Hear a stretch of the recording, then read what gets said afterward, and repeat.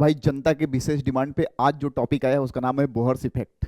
और नाम सुनते ही थोड़ा सा डर लगता है कि आखिर में बोहर्स इफेक्ट है क्या, क्योंकि एनसीईआरटी में इसका जिक्र तो नहीं है लेकिन सवाल तो पूछे गए हैं। नहीं डायरेक्ट बोहर्स इफेक्ट तो मैकेनिज्म जरूर पूछा गया है। चलिए हम जानते हैं बोहर्स इफेक्ट बेसिकली होता क्या है। इसको थोड़ा बेसिक से कनेक्ट करने का प्रयास करते हैं तो बोहर्स इफेक्ट बड़ा इजीली आप समझा पाओगे या समझ पाओगे।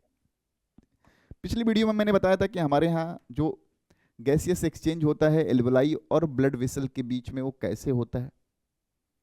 हमने बताया था एक प्रेशर ग्रेडियंट जनरेट होता है और प्रेशर ग्रेडियंट के एलोंग डिफ्यूजन मेम्ब्रेन से होते हुए हमारे यहाँ एल्वेलाई से ब्लड ब्लड वेसल में आती है और कार्बन डाइऑक्साइड ब्लड वेसल से एल्वेलाई में जाती है। वो पार्ट तो हमने देखा था, लेकिन आज मैकेनिज्म के साथ समझेंगे। तो जो भी ब्लड ऑक्सीजन लेके लीव आउट हो रहा था उसे हम बोला करते थे ऑक्सीजनेटेड ब्लड। याद होगा क्या बोला करते थे? Oxygenated blood. यानी कहीं ना कहीं हम कहें कि सर जी यहाँ ऑक्सीजनेटेड क्यों बोल रहे हो, तो हमने देखा कि यहाँ हमने ऑक्सीजन गेन की है, क्योंकि यहाँ अगर हम पार्शियल प्रेशर को देखें तो हम बोलते हैं 95 mmHg है, और कार्बन डाइऑक्साइड के पार्शियल को देखें तो हम बोलते हैं 40 mmHg है, जो कि डी ऑक्सीजनेटेड ब्लड से अगर हम कंपेयर करें तो हमको कहीं ना कहीं ये महसूस होगा कि हमने ऑक्सीजन गेन करा है। अब यही ऑक्सीजनेटेड ब्लड जिसमें हम ऑक्सीजन है हमने लिया क्यों था, तो हमने बताया हमने इसलिए इनहेल किया था एटमॉस्फेरिक एयर, क्योंकि हमारा पर्पस था कि हमें सेल्स तक ऑक्सीजन पहुंचाना है। और क्यों पहुंचाना है? क्योंकि हमारी सेल्स ग्लूकोज का इस्तेमाल करके और ऑक्सीजन के मदद से एनर्जी प्रोड्यूस करेंगी। तो जो भी वट एवर जो भी ऑक्सीजन हमने यहाँ गेन किया, अगर हम उसको कंसीडर करें तो हम बोलते हैं कि जितना भी ऑक्सीजन हमें मिला उसमें से 3% ऑक्सीजन तो हमारे प्लाज्मा में डिजॉल्व हो गया, और 97% जो हमारा ऑक्सीजन था वो हीमोग्लोबिन से जुड़ के HbO2 यानी ऑक्सी हीमोग्लोबिन के रूप में क्या हो रहा है? ट्रांसपोर्ट हो रहा है। ध्यान दीजिएगा, यानी जो भी सेल्स तक आप हीमोग्लोबिन जो भी ऑक्सीजन लेके आ रहे हैं 3% या 3% क्या है? प्लाज्मा में डिजॉल्व स्टेट में है, और 97% किसके साथ है? हीमोग्लोबिन के साथ जुड़ा हुआ है। अब भाई हम तो ऑक्सीजन किसके लिए लाए थे? सेल को देने के लिए। लेकिन यहाँ एक कंडीशन जनरेट हो गई, यहाँ तो वो हीमोग्लोबिन के साथ बाइंड है, और जब तक हीमोग्लोबिन उसका साथ छोड़ेगा नहीं तब तक आप कैसे उसे सेल को देंगे? दे पाएंगे? नहीं दे पाएंगे। तो ऑक्सीजन को फ्री कैसे करें, या फ्री होता कैसे? HbO2 के फॉर्म में तो हम सेल को देंगे नहीं, और बिना मतलब HbO2 तो साथ छोड़ेगा नहीं ऑक्सीजन का। तो एग्जैक्टली होता क्या है? एक सरफेस फिजियोलॉजी, फिर उसको डीप में देखेंगे। हम बोलते हैं कि अगर सेल को टाइम बीइंग देखें तो जितना ही समय कंज्यूम होगा सेल में CO2 का कॉन्सेंट्रेशन उतना ही बढ़ता चला जाएगा, और CO2 का कॉन्सेंट्रेशन जितना बढ़ेगा डेफिनेट सी बात है ब्लड में CO2 उतना ही डिफ्यूज होगा। चलो भाई, ब्लड में CO2 डिफ्यूज हो गया तो इसकी कहानी थोड़ा यहाँ पे चल के समझते हैं। हम बोलते हैं ब्लड में CO2 जाएगा, और जब RBC पे जाएगा तो यहाँ पे एक आइटम मौजूद है। क्या मौजूद है? तो हम बोलते हैं H2O, और कार्बोनिक एनहाइड्रेज के प्रेजेंस में क्या होगा भैया? एक क्या करेगा हमारा कार्बोनिक एनहाइड्रेज के प्रेजेंस में H+ और HCO3 के माइनस के फॉर्म में एग्जिस्ट करना स्टार्ट कर देगा। यही तो होगा, यही होगा RBC में।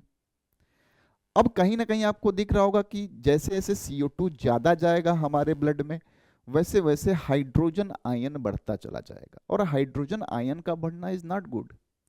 हाइड्रोजन आयन बढ़ना मतलब पीएच वैल्यू में कमी आनी, यानी ब्लड जो इसका कि पीएच 7.4 है और वो मेंटेन रहना चाहिए, क्योंकि हमारे यहाँ जो एंजाइम्स होती हैं वो पीएच स्पेसिफिक होती हैं, और पीएच वैल्यू में किसी तरह का चेंज एंजाइमेटिक एक्टिविटी को डीएक्टिविटी में कन्वर्ट कर सकता है। हो सकता हो कि कोई वर्स कंडीशन भी क्रिएट हो जाए, even it may can leads to the death.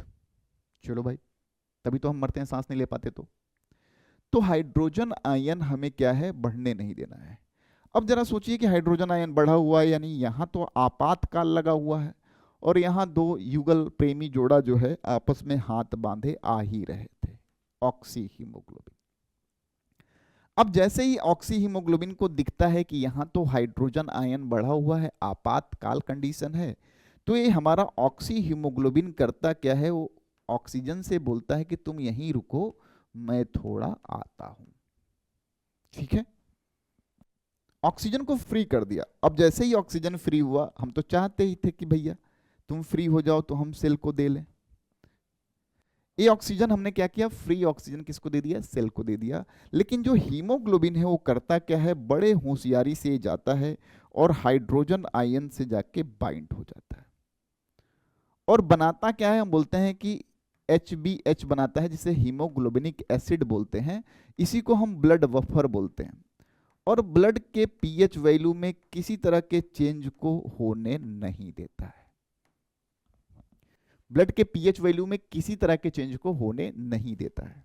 बड़ा सिंपल सी बात है, एक चीज लग रहा होगा कि सर जी जितना ही ज्यादा CO2 हम भेजेंगे ब्लड में उतना ही ज्यादा यहाँ हमें हीमोग्लोबिन की जरूरत पड़ेगी, क्योंकि उतना ही ज्यादा ब्लड बफर बनाना पड़ेगा। यस, यानी किसी भी सेल में देखें, अगर एक नॉर्मल सेल को देखें तो किसी भी सेल की अगर हम बात करें तो नॉर्मल कंडीशन में हम बोलते हैं कि जब वो रिगरस एक्सरसाइज नहीं करे, एक नॉर्मल कंडीशन में जो भी 97% लेके हम चले थे उसमें से लगभग 25 to 27% ऐसे डिसोसिएट होता है। अब आपसे सवाल पूछा जाता है कि वो कौन से कंडीशंस हैं जो हीमोग्लोबिन ऑक्सीजन के डिसोसिएशन को बढ़ाएंगे, कर्व को, लेफ्ट या राइट, जब हम हीमोग्लोबिन डिसोसिएशन कर्व। लेकिन दिमाग में, जहन में एक बात जरूर रखिए कि हमारे यहाँ जितना ही CO2 प्रोड्यूस होता हुआ दिखेगा उतना ही हमारा हीमोग्लोबिन डिसोसिएशन कर्व, उतना ही हमारे हीमोग्लोबिन का ऑक्सीजन के साथ डिसोसिएशन बढ़ेगा और जितना ही डिसोसिएशन बढ़ेगा उतना ही कर्व राइट शिफ्ट होगा। एक कॉन्सेप्ट है कोर और इसके पीछे का वजह है। चलिए, ये तो ब्लड बफर बन गया। अब हम जानना चाहते हैं कि आखिर में हुआ क्या। हम इसी को बोहर इफेक्ट में पढ़ते हैं। क्या करते हैं, बोहर्स इफेक्ट में पढ़ते हैं हम। चलो बोहर्स इफेक्ट को एक्सप्लेन करें कि बोहर्स इफेक्ट है क्या। बोहर्स इफेक्ट को एक्सप्लेन करेंगे तो हमने कहा कि चलो भैया सेल को कंसीडर करें तो यहाँ पे CO2 है और जो भी CO2 है हम देखते हैं कि कैसे हमारे ब्लड में जाता है। हवा में तो जाता नहीं होगा। हमने बोला कि प्रेशर ग्रेडियंट जनरेट होता है और इस प्रेशर ग्रेडियंट के अलोंग अगर हम बात करें तो हम बोलते हैं कि जो 7% CO2 है, 7% हमारा जो CO2 था वो हमारे प्लाज्मा में डिजॉल्व स्टेट में चला जाता है। बहुत सिंपल बात है, 7% प्लाज्मा में डिजॉल्व स्टेट में प्लाज्मा में जाता है और घुलित हो जाता है। दूसरे की बात करें अगर हम तो बोलते हैं कि हमारे यहाँ 20 to 25%, अगर देखें 20 to 25% की बात करें अगर CO2 की, तो हमारे यहाँ एक बात तो पता ही होगा कि हमारे आरबीसी में क्या है, HbO2 तो वही है, ऑक्सी हीमोग्लोबिन तो वही है। भैया हमारा हीमोग्लोबिन आरबीसी के सरफेस पे ही तो पाया जाता है। तो जब यहाँ 20 से 25%, 20 to 25% की बात करें अगर, तो 20 to 25% जब CO2 यहाँ पहुँचता है तो एक लाइन एनसीईआरटी में बड़ा प्यार से लिखा गया है कि the binding of haemoglobin with oxygen is primarily depends on the partial pressure of oxygen. यानी एक बात तो तय है कि पार्शियल प्रेशर ऑक्सीजन का जितना कम होगा उतना ही हीमोग्लोबिन की ऑक्सीजन के साथ बाइंडिंग कम होती चली जाएगी। यहाँ आपको दिख रहा है सर जी कि कार्बन डाइऑक्साइड का पार्शियल प्रेशर बढ़ रहा है।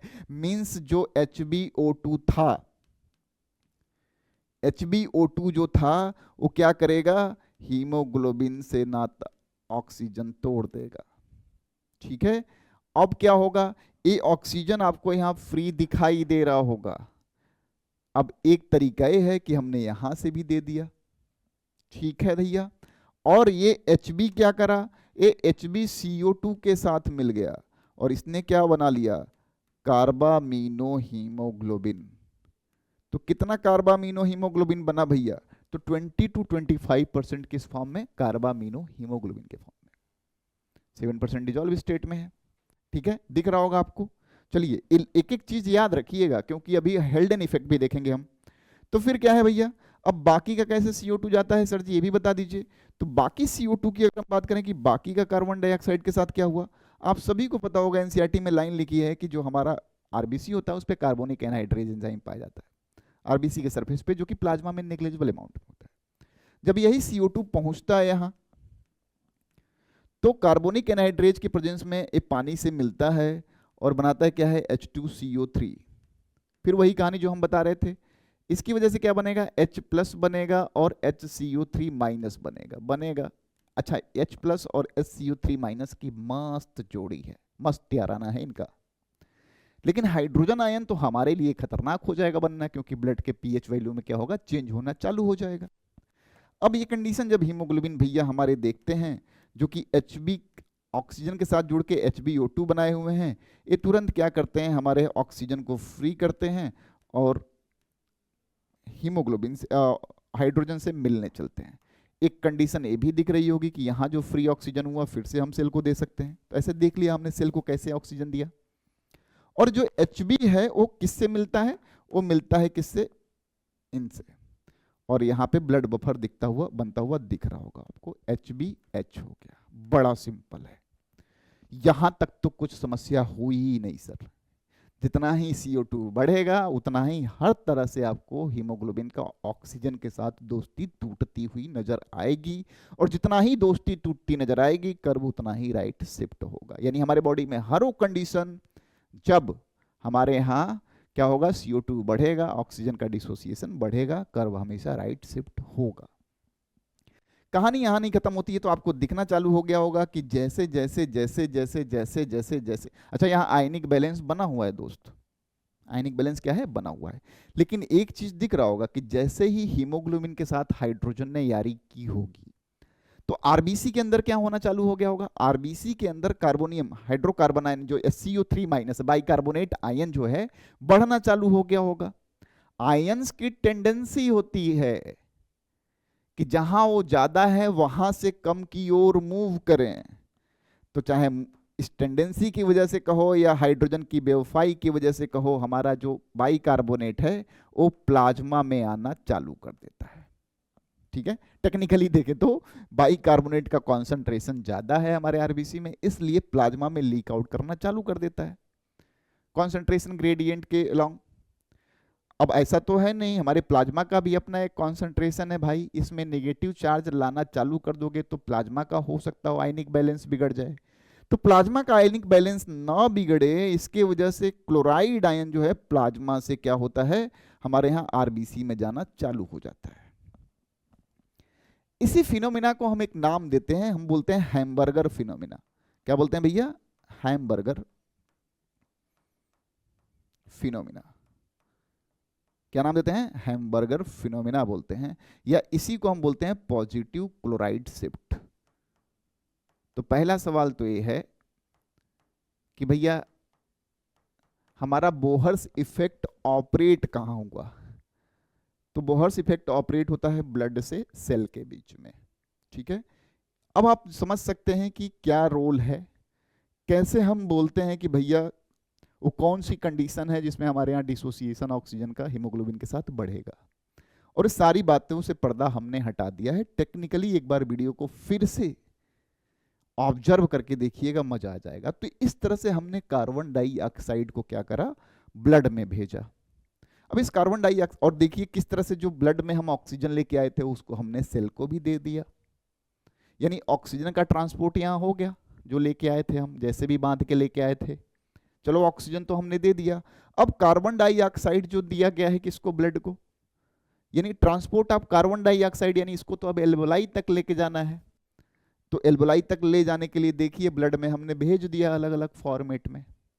अब दूसरी कंडीशन आएगी कि भैया हमारे ब्लड से एल्वोलाई को कैसे दोगे। तो ऐसे नहीं बताऊंगा, उसको अगले वीडियो में बताऊंगा। अगर आपको भी लगता है कि इस तरह के कुछ टॉपिक्स हैं जिनका टेक्निकल या लॉजिकल चीजें आप जानना चाहते हैं, क्योंकि रटने की जरूरत है ही नहीं, everything is happening for a cause. ठीक है, तो कमेंट बॉक्स में बता सकते हैं कि सर जी ये टॉपिक एक्सप्लेन करिए, और मैं प्रूफ करूंगा आपको कि रटने वाला नहीं है। एक बार समझ लोगे जिंदगी बन जाएगी। धन्यवाद।